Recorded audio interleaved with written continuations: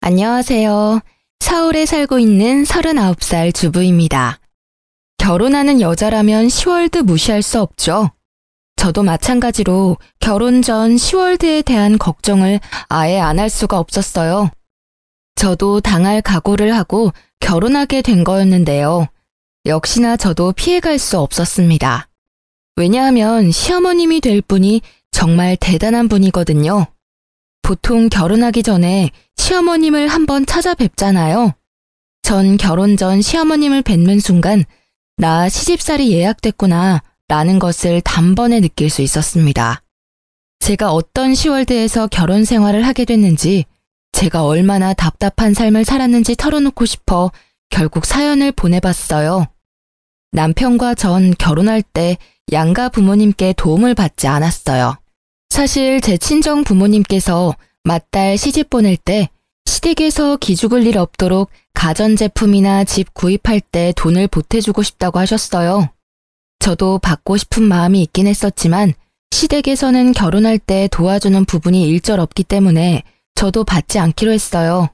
시댁에서 도와주는 게 없는데 친정 부모님께 지원을 받게 되면 아무래도 남편이 많이 불편해할 것 같고, 남편도 이왕 이렇게 된 거 부모님 도움 없이 결혼하자고 하더라고요. 그래서 그렇게 하기로 결정했었죠.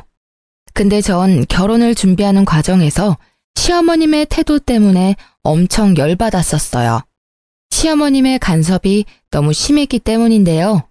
웨딩드레스 고르는 것부터 신혼집 구하는 것까지 하나하나 본인 스타일 위주로 고르려고 하더라고요. 처음엔 듣는 척만 하고 제 주관대로 진행했는데 왜 본인 말을 듣지 않냐고 화내시더라고요. 이 웨딩드레스가 너한테 어울린다니까? 왜 말을 안 듣니? 어머님이 고르신 게 이쁘긴 한데 너무 비싸기도 하고 제 체형에 어울리지도 않아요. 제가 고른 게 어머님이 고른 것보다 가성비가 좋기도 하고 제 체형에 딱 맞아요. 이왕 하는 결혼식 비싼 드레스 입고 하면 좋잖아. 요즘 애들 어른이 얘기하면 듣는 척이라도 해야 하는데 본인들 말이 무조건 맞다고 우기는 거 보면 짜증나 정말. 엄마, 우리가 결혼하는 거야. 누가 보면 나랑 엄마가 결혼하는 줄 알겠네. 우리가 결혼하는데 사사건건 엄마가 왜 이거 해라 저거 해라 하냐고.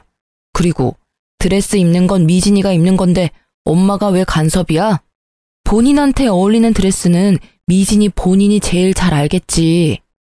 누가 봐도 이 드레스가 훨씬 이쁘니까 그렇지. 그건 엄마 취향인 거고 미진이도 취향이란 게 있어.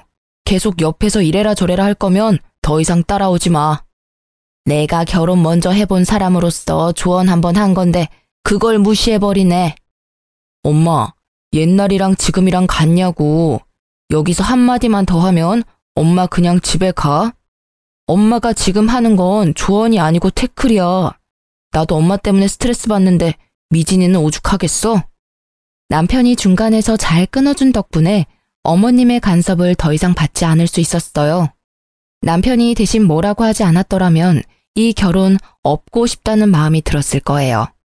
결혼을 준비하면서 본인이 전부 비용을 내주기라도 하는 것처럼 행동하는 어머님 때문에 스트레스가 정말 많이 쌓였어요. 남편과 결혼한 뒤로 별일이야 있을까 싶었는데 시어머님 한 분 때문에 별의별 일을 다 겪었어요. 일단 저와 남편은 맞벌이 부부인데요. 요즘 시대에 한 사람만 일해서 생활하는 건 무리가 있는 편이잖아요. 저와 남편 모두 일을 그만둘 생각이 없었기에 일을 계속하기로 결정했어요.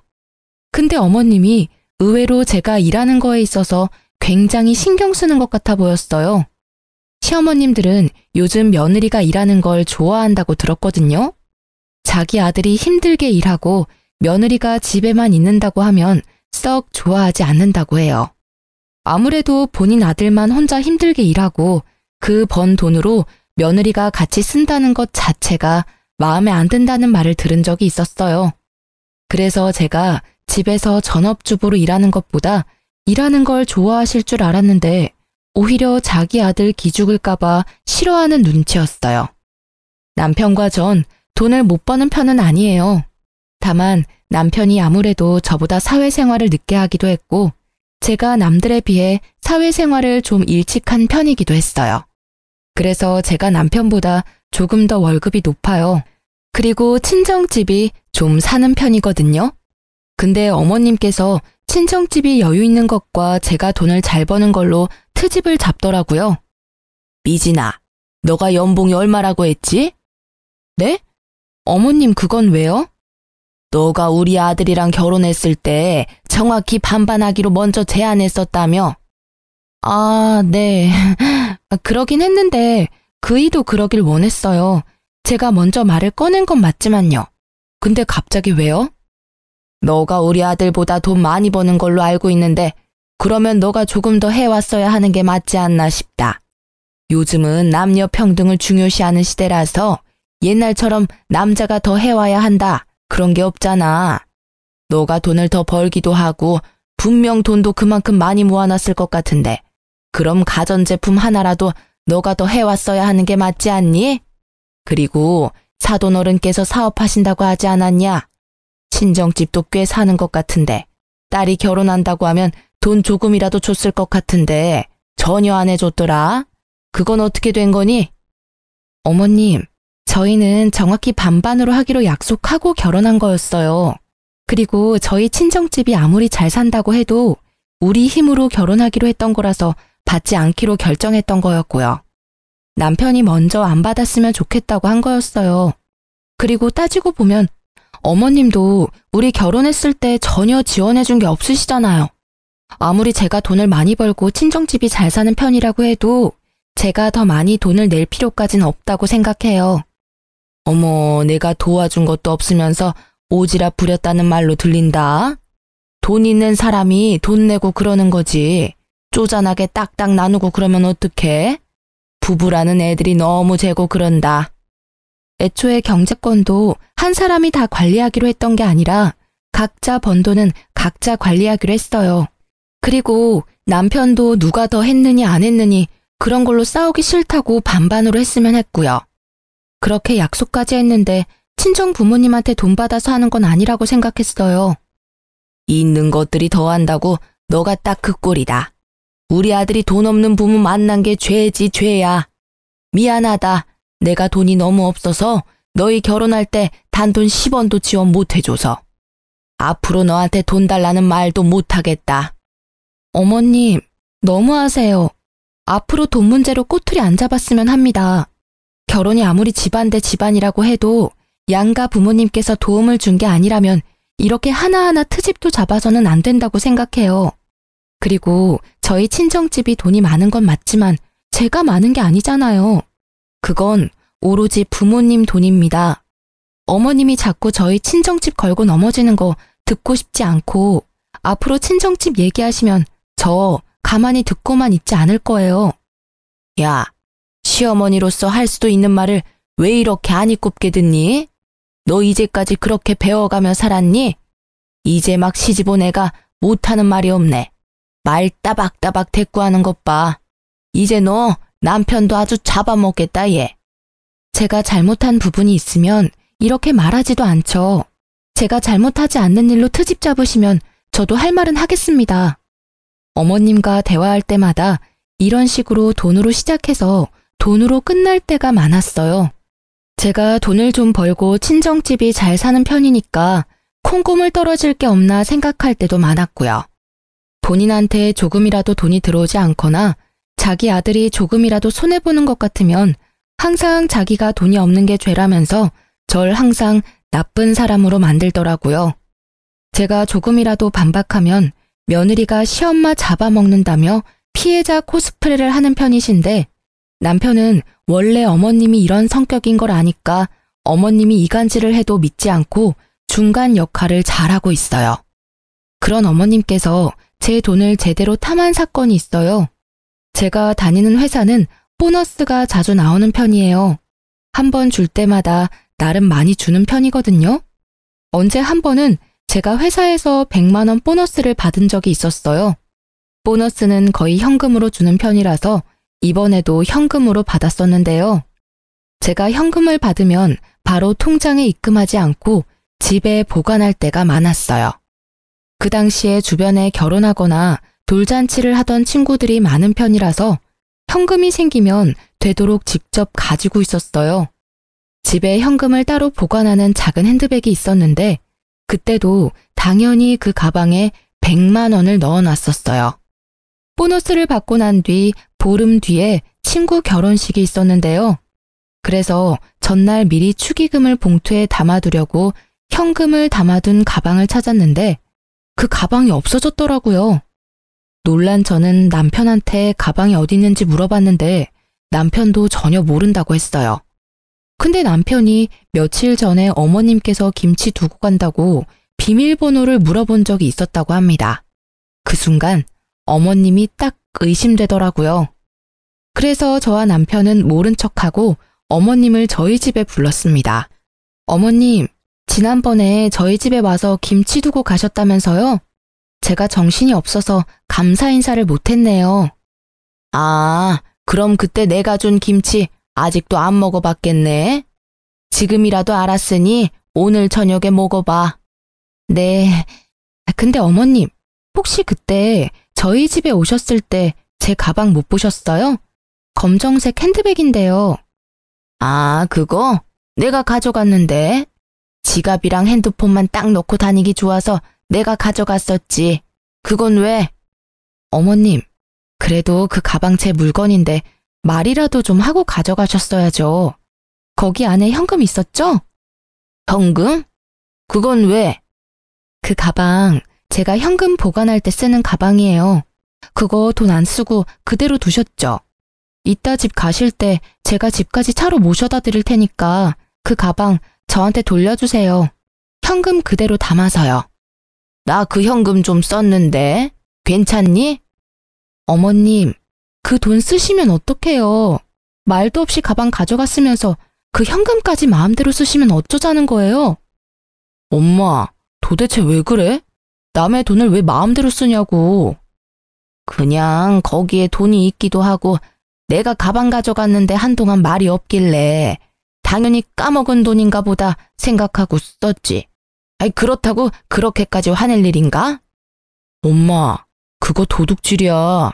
아무리 까먹은 돈이라고 해도 그렇지. 그걸 왜 엄마가 혼자 판단하고 써? 얼마나 썼길래 그래? 50만 원 정도 썼어. 그 가방 안에 있던 돈은 보너스 100만 원 말고도 여윳돈 200만 원이 더 있던 상태였어요.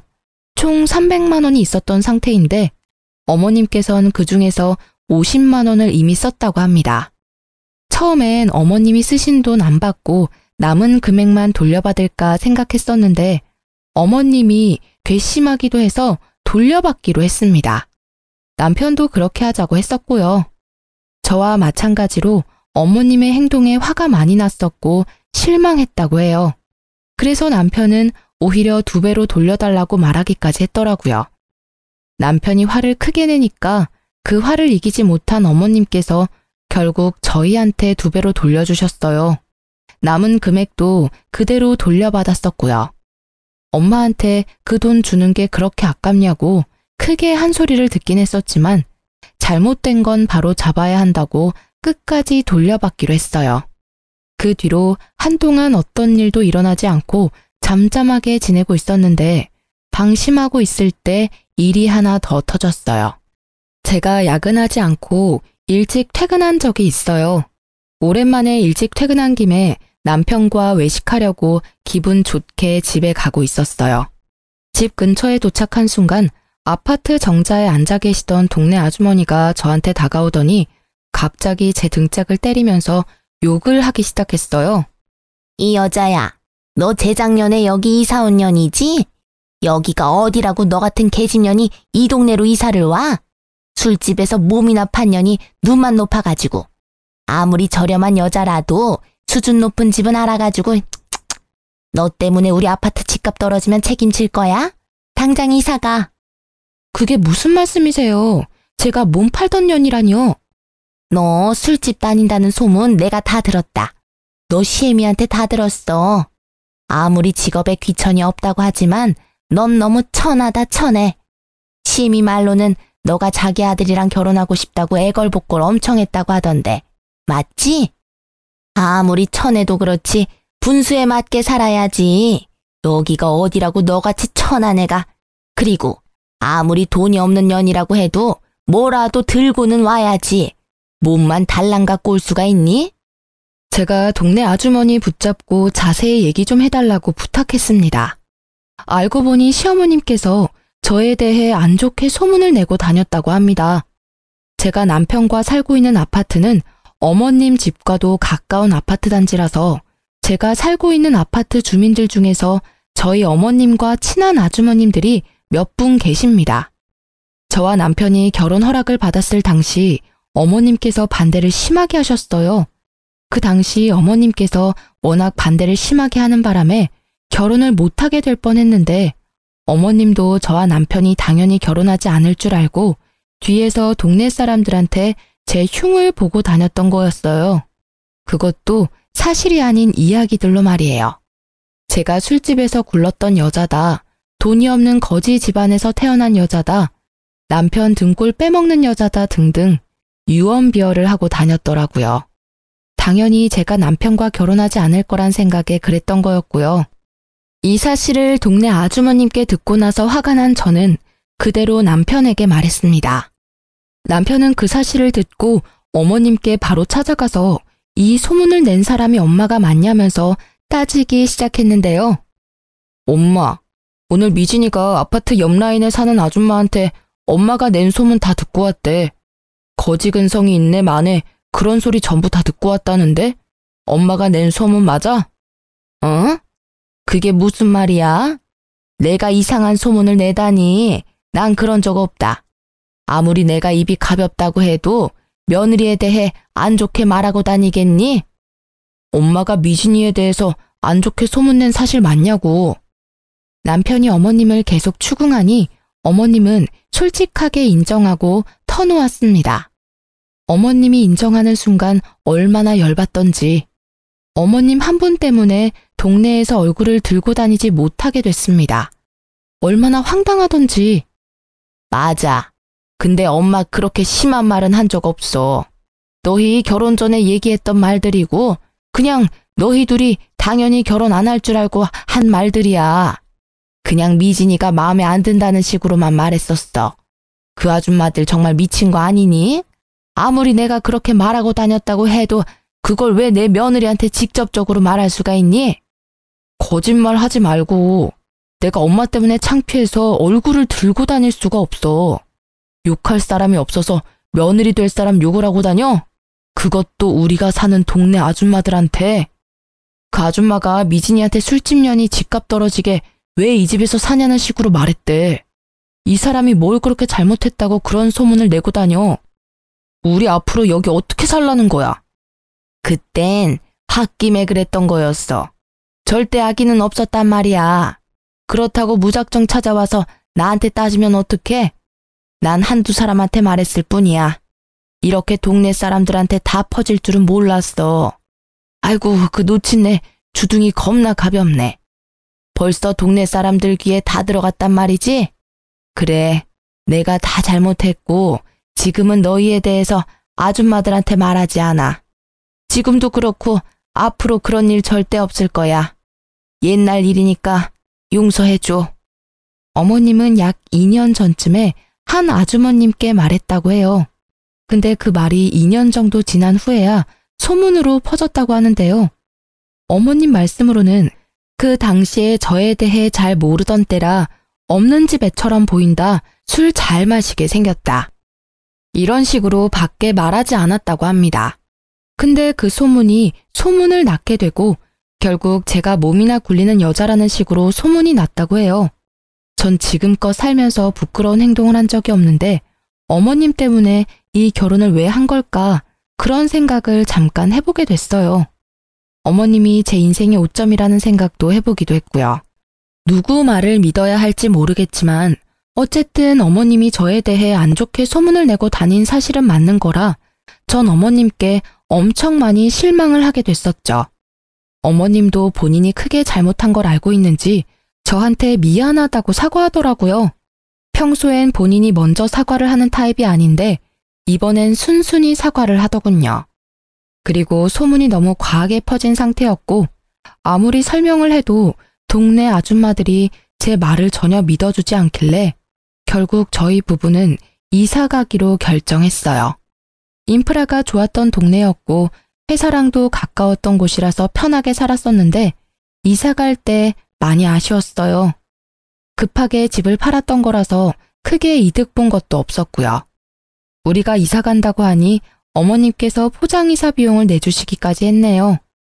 남편이 어머님께서 포장이사 비용조차 내주지 않았더라면 화가 쉽게 풀리지 않았을 거라고 해요. 그래도 어머님이 반성을 많이 한 눈치라서 그냥 이번 일은 묻기로 했어요. 이렇게 사람 속 썩이는 짓만 골라서 하는 어머님 때문에 마음 편할 날이 없었는데요. 그런 어머님께서 사고를 또 치게 됐습니다. 어머님은 원래 사업을 몇 번 해보신 분이에요. 근데 그 사업이 전부 망해서 문제가 됐는데요. 사업 욕심이 많으신 어머님은 이미 사업만 2번 망한 경험이 있으신데요. 그래서 이미 빚이 어느 정도 있는 상태였어요. 사업 문제로 인해 시아버님과도 크게 싸움으로 번져 이혼까지 했었고요. 그래도 저와 남편이 결혼하기 전에 있었던 일이었고 어머님은 그 이후로 절대 사업을 하지 않겠다고 다짐을 했다고 해요. 근데 어머님께서 팔랑귀라서 옆에서 조금만 바람을 불어도 그 말에 확 넘어가는 편이에요. 그래서 안 하겠다던 사업을 갑자기 한다고 했어요. 그 말을 듣게 된 저희 부부는 안 된다고 말했죠. 옆집에 사는 아저씨가 고깃집 운영하는 거 알지? 그 사람이 한 달에 순수익만 2천만 원은 된다더라. 나도 그 아저씨 따라서 고깃집 운영 좀 해볼까 봐. 사업이라니. 엄마 예전에 삼계탕집 했다가 제대로 망했으면서 이번에도 식당을 하겠다고? 그만 좀 해. 엄마 지금 사업 때문에 생긴 빚도 다 못 갚은 상태면서 또 사업을 하겠다고? 내가 봤을 때 엄마 사업에 소질 없어. 그러니까 그냥 가만히 좀 있어. 그 아저씨 말대로 하면 돈 많이 벌 수 있는데? 엄마 말만 믿고 나한테 투자 좀 해줘. 엄마 예전에 사업하겠다고 나한테 2천만 원 빌려갔었잖아. 그것도 아직 갚지 않았으면서 지금 또 빌려달라고? 나 절대 안 빌려줘. 딱 한 번만 믿어줘. 엄마 이번에 잘할 자신 있어. 옆에서 도와주는 아저씨도 있으니까 걱정 안 해도 돼. 결국 저희는 어머님께 3천만 원을 빌려주기로 했습니다. 예전에 남편이 2천만 원 빌려준 것도 있어서 어머님이 나중에 5천만 원 모두 갚는다고 하더라고요. 그리고 얘기를 들어보니까 저희한테 돈 빌린 거 말고도 주변 친구들께 1,000만 원, 2천만 원 이런 식으로 돈을 빌린 모양이에요. 그렇게 해서 빌린 돈만 억이 넘는다고 들었어요. 분명 어머님이 최대한 빠른 시일 내로 사업을 시작한다고 했는데 몇 달이 지났는데도 아무런 소식이 없더라고요. 그래서 어머님께 따로 연락을 드리게 됐어요. 어머님, 사업 준비는 잘 돼가세요? 아무런 말씀이 없으시길래 걱정돼서 전화드렸어요. 어?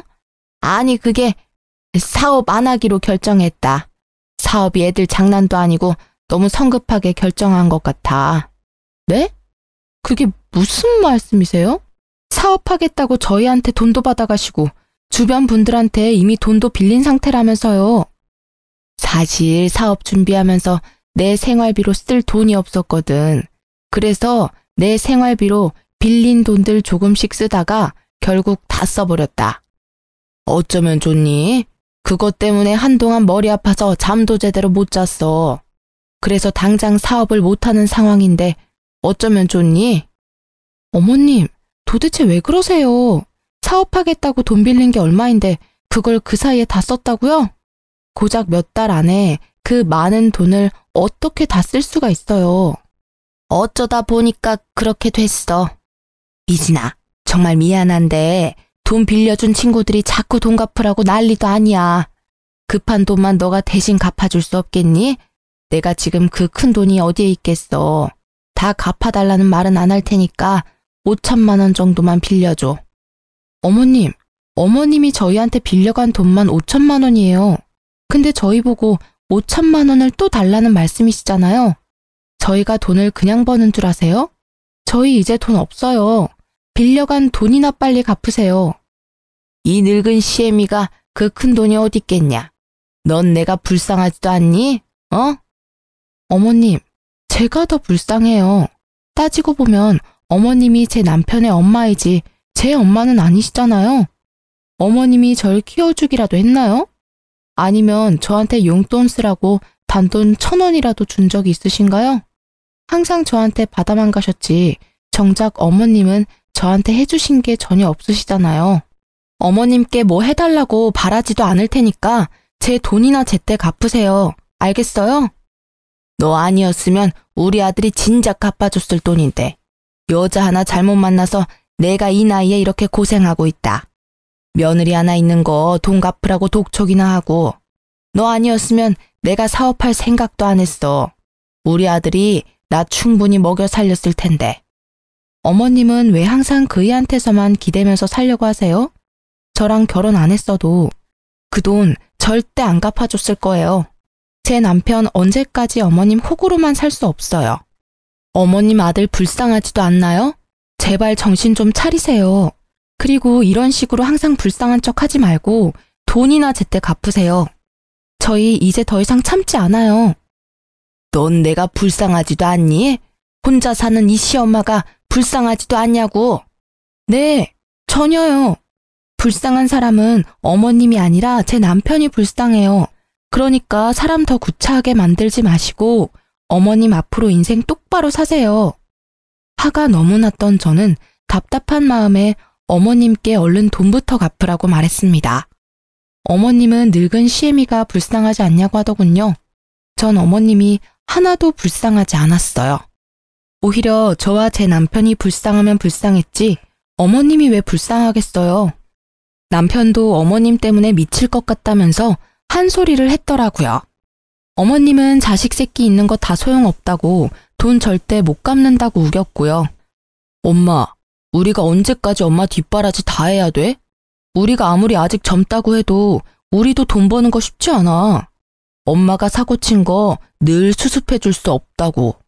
우리도 이제 아이도 낳아야 하고 더 넓은 집으로 이사도 가야 하는데 엄마가 사고 친 거 수습하느라고 모아둔 돈 절반 이상이 사라졌어. 엄마도 이제 정신 좀 차리고 살아. 자식한테 부끄럽지도 않아? 내가 널 이제까지 어떻게 키웠는데? 너 이렇게 모질게 엄마 대할 거야? 엄마가 그 많은 돈을 어떻게 혼자 갚겠어? 젊은 너가 좀 도와줘야 하지 않겠냐고. 엄마가 날 언제 잘 키웠다고 그런 말을 해? 솔직히 엄마가 날 키운 게 아니라 나 혼자 잘 큰 거지. 이런 식으로 자꾸 안 갚으려고 하지 말고 당장 갚아요. 안 갚으면 평생 엄마 안 보고 살 거니까 그런 줄 알아요. 뭐? 엄마를 안 보고 산다고? 그래, 평생 보고 살지 말거라. 나도 너 같은 새끼 자식이라고 생각 안 하고 살으마. 그깟 돈 얼마나 된다고 참. 그 말 꼭 지키세요. 안 갚는 순간 우리 바로 소송 겁니다. 그런 줄 아세요. 그리고 돈 갚는 얘기 아니면 나한테 전화하지 말고요. 엄마 얼굴 꼴도 보기 싫으니까. 너 엄마 진짜 안 보고 살 거야? 그리고 소송이라고? 그게 애미한테 할 소리야? 엄마가 나한테 한 행동은 부모로서 잘한 짓이고 나 이제 부모 같지 않은 엄마한테 잘할 필요 전혀 없다고 봐. 그러니까 없는 정까지 떨어지게 만들지 말고 제발 조용히 좀 살아요. 남편도 어머님 때문에 많이 지쳤는데 안 보고 산다는 말까지 하더라고요. 어머님도 그런 남편이 밉고 싫었는지 여자 하나 잘못 만나서 본인 팔자 본인이 망친다는 말을 하면서 저희와 안 보고 산다고 하셨어요. 그 뒤로 어머님은 본인이 살고 있던 집을 팔아서 저희한테 빌린 돈 전부 갚았습니다. 어머님이 집을 팔고 나니까 약 1억 3천만 원 정도 됐다고 하더라고요. 거기서 저희한테 6천만 원 정도 주셨습니다. 어머님이 저희한테 빌려간 돈 5천만 원과 함께 이제껏 이것저것 가져간 자잘한 돈이 많았었기 때문에 총 6천만 원을 저희에게 주셨어요. 그리고 남은 돈이랑 급한 불을 끈 모양입니다. 근데 이제까지 빌린 돈을 전부 갚을 돈은 아니었기 때문에 여전히 독촉 전화를 받는다고 해요. 돈이 급하게 갚기 위해 집을 판 어머님은 한동안 사우나에서 지낸 것 같았어요. 근데 이것도 할 짓이 못 되니까 결국 허름한 단칸방에서 지내고 있다는데요. 그것도 달동네에 있는 곳이라서 집까지 가려면 한참 걸어가야 한다고 해요. 그 뒤로 어머님과 안 보고 살고 있었는데 어머님은 혼자 힘으로 돈 갚는 게 힘드셨는지 몇 달 만에 저희를 찾아왔는데요. 원래 만나고 싶지 않았었는데 그래도 마지막으로 뵙기로 했어요. 어머님, 어쩐 일이세요? 왜 그동안 연락 안 받았니? 100통은 넘게 한 것 같은데. 제가 어머님을 왜 만나야 해요? 원래 우리 안 보고 살기로 한 거잖아요. 그래, 그랬었지. 미진아, 내가 정말 미안했다. 나 용서해 줄 수 없겠니? 내가 너무 철이 없었어. 내가 앞으로 너한테 돈 달라는 소리 안 할게. 그러니까 나 데리고만 살아줄 수 없겠니? 진짜 돈 갚아달라는 말 절대 안 할게. 그냥 나 이 집에서 살기만 해줘. 어머님, 당장 나가주세요. 저 어머님 데리고 살기 싫어요. 저희가 뭘 믿고 어머님을 데리고 살아요? 사람은 절대 변하지 않는데요. 나 너무 힘들다. 제발 나 한 번만 용서해다오. 내가 전생에 얼마나 많은 죄를 짓고 살았길래 이런 인생을 살게 된 거니? 내가 죄가 많아서 그렇다. 죄가 많아서. 한 번만 용서해줘. 내가 정말 잘못했다고. 이게 다 어머님 업보죠. 어머님이 모두 감당하셔야 돼요. 그러니까 더 이상 찾아오지 마세요. 어머님께서 저희 집을 며칠 동안 계속 찾아오더니 결국 친정집에도 갔었어요.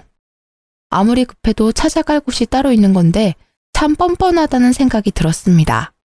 친정엄마도 이미 우리 상황을 알고 있었고 조만간 시어머님이 찾아올 것 같다는 느낌이 든다고 하셨는데 진짜 찾아올 줄은 몰랐어요. 사돈, 안녕하세요. 잘 지내셨죠? 애들한테 들었을지 모르겠는데 제가 요즘 사는 게 너무 빡빡해서 말이에요. 여기가 어디라고 찾아와요? 연락도 없이 무슨 일로 오신 거예요? 애들 말 들어보니까 안 보고 살기로 했다던데. 염치 없지만 돈 좀 빌려줄 수 있을까요? 애들한테 들었다고 하시니까 길게 설명은 안 할게요. 제가 지금 하루하루가 너무 지옥 같아서요. 밥도 굶고 돈은 갚아야 하고 제가 최대한 빠른 시일 내로 갚겠습니다. 이러다가 저 죽게 생겼어요, 사돈. 불쌍한 척하면서 저희 엄마에게 돈을 빌리려고 한 시어머님의 모습 정말 눈뜨고 봐줄 수가 없었습니다. 참다 못한 제 친정엄마는 바가지에 물을 담아서 시모 얼굴에 뿌려버렸는데요. 홀딱 젖은 시모는 할 일을 잃고 부들부들 떨면서 가만히 있었습니다. 여기가 어디라고 찾아와요? 인생 얼마나 허투루 살았길래 돈 빌릴 사람 한 명도 없습니까? 우리 딸이랑 사위 그렇게 고생시켰으면 지금이라도 정신 차리고 일해서 돈 벌 생각이나 하지. 아직도 그렇게 궁상맞게 돈 빌리고 다니세요? 지금 사돈이 지옥처럼 사는 건 그동안 애들한테 하던 행동들에 대한 죗값을 받는다고 생각하세요. 다 큰 어른이 됐으면 애들한테 본보기가 돼야지. 애들도 안 하는 짓을 왜 하고 다니십니까? 제발 이 냉수 맞고 정신 좀 차리세요. 그리고 앞으로 우리 애들 집에 절대 찾아가지 마시고요. 어머님은 우리 친정엄마한테 냉수마찰을 제대로 당하고 난 뒤 그 뒤로 저희를 찾아오지 않았어요. 얘기 들어보니까 어머님 앞으로 지금 남은 빚이 3천이라고 합니다. 우리 젊은 사람도 3천만 원 빚 갚는 거 엄청 힘든데 그 연세에 그 큰 금액 갚으려니 더 힘들 수밖에 없어요. 솔직히 저희 그 돈 충분히 갚아드릴 능력 됩니다. 저희 친정집도 물론 가능하고요. 근데 그동안 어머님께서 저희한테 해왔던 일이 있어서 절대 그 돈 갚아주고 싶지 않더라고요. 남편도 어머님께 이제껏 당해온 게 많다면서 너무 힘들어서 못 해먹겠다고 말했고요.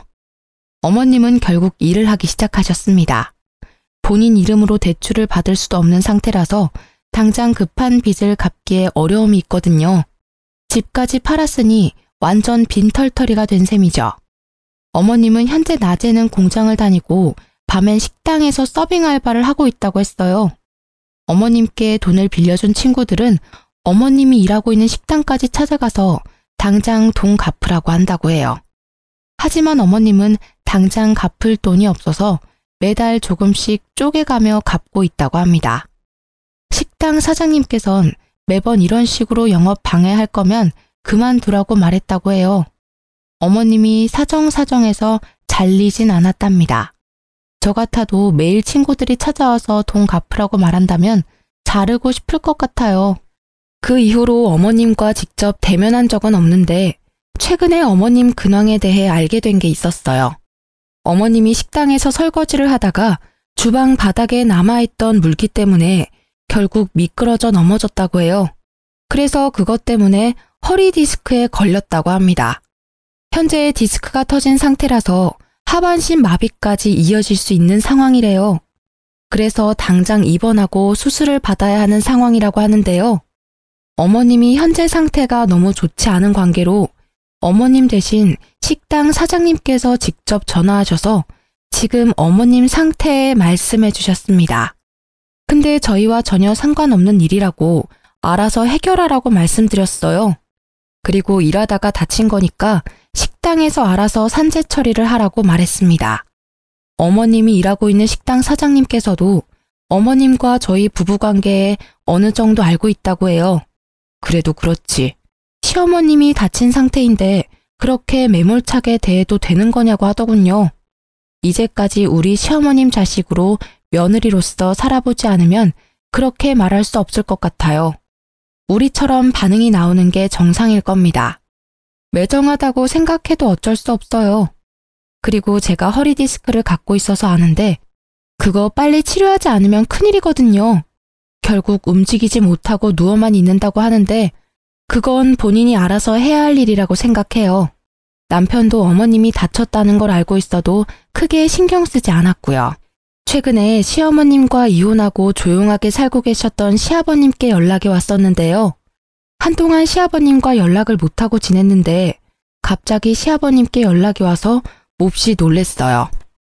아버님은 저희에게 연락하셔서 무슨 일이길래 너네 엄마가 자기한테까지 연락하게 만드냐고 묻더라고요.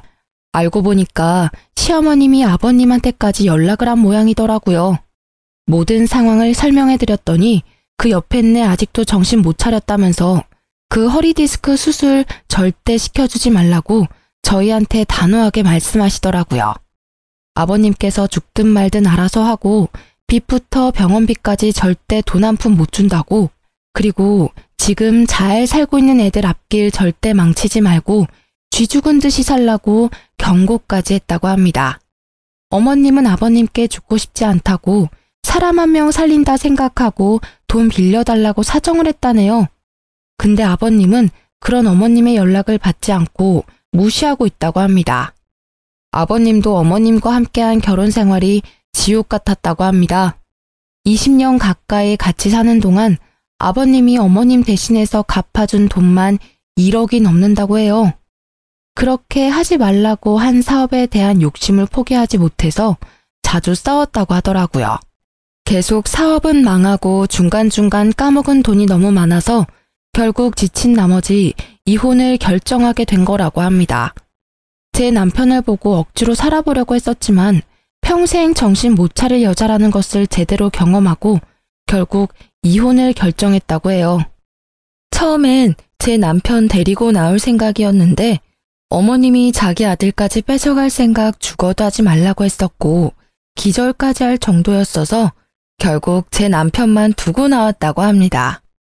그 당시 어차피 남편도 다 큰 상태라서 남편은 어머님 옆에 남기로 결정했고요. 근데 남편은 그때 어머님을 선택한 게 정말 후회가 된다고 하더라고요. 시부는 저희에게 남편도 못 참는 일을 자식이 책임질 필요는 절대 없다고 죄책감 갖지 말고 우리 부부 앞날만 신경 쓰라고 하셨습니다. 최근 어머님의 소식을 듣지 못했어요. 여전히 건강과 빚 때문에 하루하루 지옥 같으시겠죠. 저희 부부는 어머님과 연락을 안 한 뒤부터 모든 일이 잘 풀리기 시작했어요. 어머님 때문에 아버님과도 연락을 잘 못하고 있었는데 어머님과 연락을 안 한 뒤부터 아버님과 자주 연락하고 살았었습니다. 이혼하게 된 건 다 어머님 때문인데 어머님은 항상 아버님이 자기 그냥 버리고 간 나쁜 사람이었다고 욕을 했었거든요. 그래서 결혼식 올릴 때도 아버님을 초대하지 못했습니다. 항상 그게 마음에 걸렸었는데 이젠 아버님께 최선을 다해 잘해드릴 생각이에요. 남편도 울면서 아버님께 사과했고요. 오히려 아버님은 어른 때문에 자식이 괜히 고생만 하는 것 같다고 미안하다고 사과를 하시더라고요. 그리고 우리 결혼할 때 조금이라도 보태주고 싶었다며 저희한테 주기 위해 이제껏 돈을 모았다고 하더라고요. 무려 7천만 원이란 돈을 주셨습니다. 그리고 저희 부부는 아이를 갖게 됐는데요. 아이가 태어난 지 몇 달 되지 않았어요. 아이가 태어나기 전 조금 더 큰 집으로 이사 갔고요. 아버님이 저희에게 7천만 원을 주신 덕분에 수월하게 이사 갈 수 있었어요. 방이 4개인 집인데 아버님과 같이 살기로 했는데요. 처음에 아버님이 같이 사는 걸 피하셨는데 앞으로 저희가 효도 많이 하고 싶다고 사정사정을 해서 같이 살기로 했습니다. 말은 같이 살기 싫다고 말씀하셨지만 속으로는 많이 좋으셨나 봐요. 맨날 웃음만 가득하시고 우리 아기 돌보는 재미도 많이 있으신 모양이에요. 어머님과 이혼한 후 혼자 사시면서 많이 적적했을 텐데 지금이라도 제 남편과 행복하게 잘 살았으면 합니다. 그동안 해드리지 못한 효도 많이 해드리고 싶어요. 이제 막 태어난 아들도 아버님이 좋은지 남편에게 안겨있는 시간보다 아버님께 안겨있는 시간이 더 많아요. 아버님과 같이 살다 보니 어머님과 살았던 시간이 정말 최악이었다는 걸 몸소 느낄 수 있었습니다. 진작에 아버님을 모시고 살 걸 후회하기도 했고요. 남편은 지금까지 어머님과 같이 살았던 시간이 정말 지옥 같았고 힘들었다고 말합니다. 그동안 아버님께 자주 연락을 못 드린 게 정말 후회스럽다고 하고요. 아버님은 항상 아들이 그리워서 울었다고 하시는데 그 말을 듣는 순간 저희 부부는 많이 울었습니다. 다른 집 시어머님도 제 시어머님처럼 다 이러시는 건지 모르겠지만 전 제대로 시집살이를 겪었네요. 남편은 외동아들이라서 모든 걸 다 책임져야 한다는 책임감이 강했는데 그 책임감 이제 느끼지 않아도 돼서 너무 행복하다고 합니다. 앞으로 남편, 아버님, 저와 제 아이 이렇게 넷이서 남은 인생 잘 살 생각입니다. 지금도 물론 잘 지내고 있고요. 저처럼 시어머님 때문에 많은 고생을 한 분이 계시다면 참지 마시길 바래요. 아무리 결혼이 집안 대 집안이라고 해도 시부모님이 아무리 남편의 어머님이라고 해도 아닌 건 아니라고 확실히 행동할 필요가 있어요. 지금까지 제 사연 들어주셔서 감사해요.